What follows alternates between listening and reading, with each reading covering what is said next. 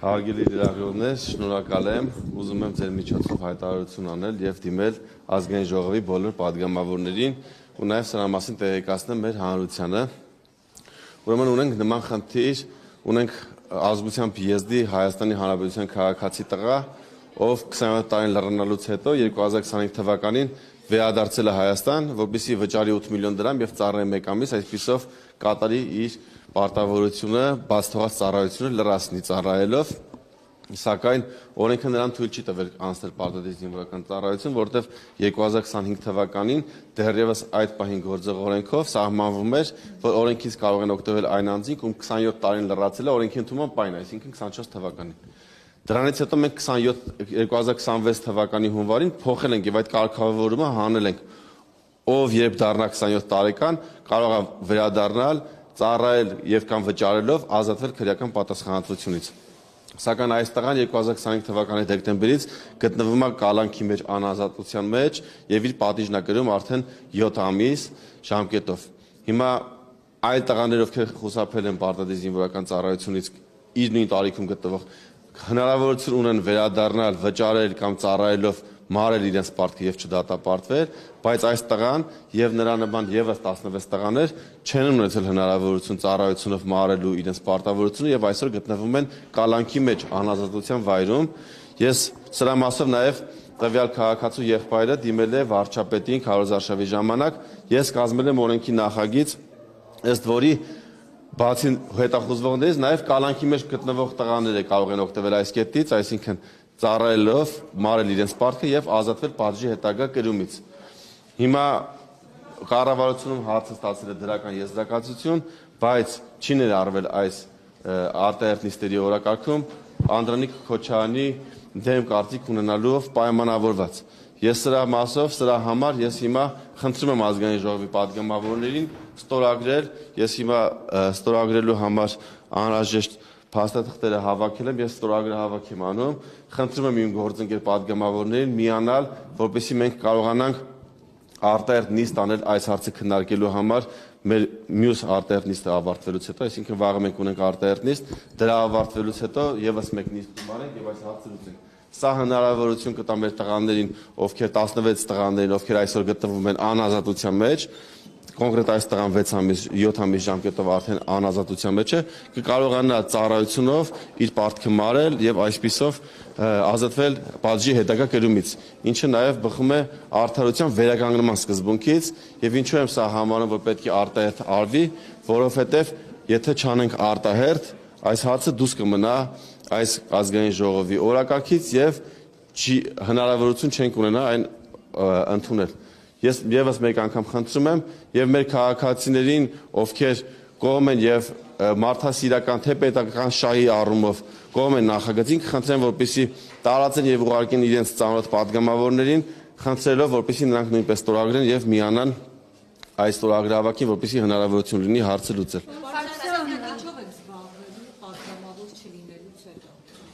Ես դեռ չեմ որոշել, բայց որոշ ժամանակ ամեն դեպքում պետական պաշտոններ զբաղեցնելու ցանկություն չունեմ։ Բայց առաջարկ եղել է ձեզ կառավարության։ Ես ցանկություն չունեմ։ Բայց առաջարկ եղել է մեր։ Ճիշտն ասած, ես այդ թեման չեմ էլ բացել, այնպես որ ես 8 տարի արդեն աշխատում եմ ազգային ժողովում, ունեմ տասնյակ օրենսդրական նախաձեռնություններ, որոնք կատարվել են, ես իմ աշխատանքից գոհ եմ, հիմա կցանկանամ մի փոքր չունեք հաստատված եք ԿՊ-ից։ Չէ, ես ուղղակի ցանկություն չունեմ, արդեն ասացի, որ 8 տարի աշխատում եմ ու ինտենսիվ, ունեցել եմ բազմաթիվ նախագծեր, ցանկանում եմ հանգստանալ։ Նման ցանկություն չունեմ։ Սարգսյան, ինչպես եք վերաբերվում, որ Ալեն Սիմոնյանը չընտրվեց ԱԺ նախագահ։ Նորմալ եմ վերաբերվում վարչության որոշմանը։ Ձեր ներդրումը այդտեղ կա, պարոն Սարգսյան, արդյոք ձեր միջև եղած հակամարտությունը կամ լարվածությունը դեր է խաղացել այս ամեն ինչում։ Չէ, ես չեմ ասում մասնակցել, ասում այս լարվածությունը կարծում եք դեր է խաղացել։ Իսկ Ռուբեն Ռուբինյանը լավ ղեկավար կլինի ազգային ժողովում։ Հուսանք այո։ Հուսանք այո։ Երևանի փողոցներում։ Իսկ հանրային գործունեություն քաղաքական հանրային գործունեությամբ զբաղվելու ցանկություն չունեմ այս փուլում, ցանկանում եմ հանգստանալ, ինձ թվում է հանգստից հետո вообще ցանկություն չեմ ունենա։ Պարոն Սարգսյան, ձեր հարաբերությունները դեռ լանդած են ձեր եւ Ալեն Սիմոնյանի։ Մեր հարաբերությունները նորմալ են։ Այսինքն լարվածությունն անցել է։ Նորմալ է մեր հարաբերությունը, լավացություն, այսինքն լավացություն չկա։ Բայց այն ժամանակ ասել եք, որ չենք խոսում, ես հարց էի ուղղել մի Դա բայց դες չի նշանակում, որ լարված են։ Հա, այսինքն չեք խոսում, լարվածություն չկա։ Լարվածություն չկա։ Ընկերներ չեք։ Դու գործընկերներ ենք, падգամավորներ ենք։ Ես էլ ինքն եմ։ Տեսնեք կբարևեք։ Իհարկե։ Իսկ Ռուբինյանի նախագահ տեխնացությունը, որ առաջադրվել է, ոնց եք վերաբերում։ Շատ լավ։ Կարծում եք լավ նախագահն է։ Հուսանք այո, կարծում եմ այո։ Այսինքն հակառակը կարծելու պատճառ չունեմ առնվազն ու հաջողություն եմ մաղթում պարոն Ռուբինյանին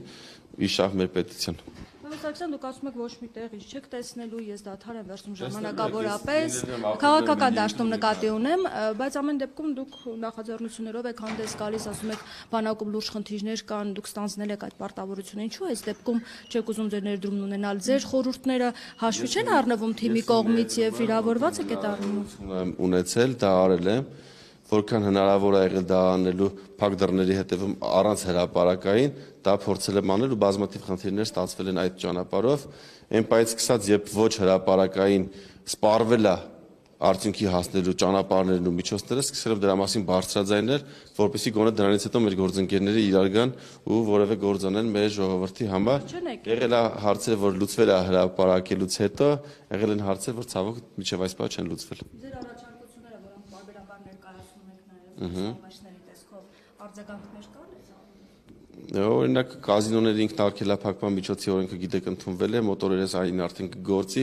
հազարավոր քաղաքացիներ, ովքեր կործանվում են պարտքերի մեջ են, ինձ ամեն օր նամակներ են գրում, ճիշտն ասած, ու ասում են, սպասում ենք այդ օրենքը երբ է գործելու, ասում եմ, քիչ եք դադարեցնում խաղալ,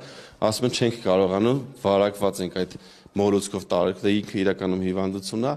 ու սպասում են այդ օրենքի կիրառման, այսինքն կապը քաղաքացիների հետ պահում եմ, կշարունակեմ պահել, հետ օրենսդրական մոնիտորինգը իմ օրենքների հետ կապված կանեմ ու եթե կարիք լինի ընթացած իմ գործընկերներին ու падգամավորներին ազգային ժողովի կփորձեմ իմ խորհուրդներով օգնել իշահ մեր ժողովրդի։ Առաջարկությունների մասով ասում եք կան հարցեր, որոնք ներկայացնում եւ իրար չեն գալիս։ Ինչով է պայմանավորված, որովհետեւ ասում են, որ ձեր դեմ լարվածությունը նաեւ պայմանավորված էր դրանով, որ դուք խոսում եք այնպիսի խնդիրների մասին, որոնք պետք չէ խոսել հանրության առջև։ Դե հիմա տեսեք, օրինակ այս վերջի նախագիծը, որ ասում եմ, պարոն Քոչարյանի հետ հանդիպել եմ, դա պետք է ներառվեր այս ազգային ժողովի օրակարգում, լսում եք։ Հիմա ասում եմ հետևյալը, 27 տարեկան տղան մեր օրենսդրությամբ կարող է ծառայել եւ ազատվել պատժից։ Այսինքն բոլոր նրանք, ովքեր հետախուզման մեջ են, կարող են ծառայել ու ազատվել պատժից։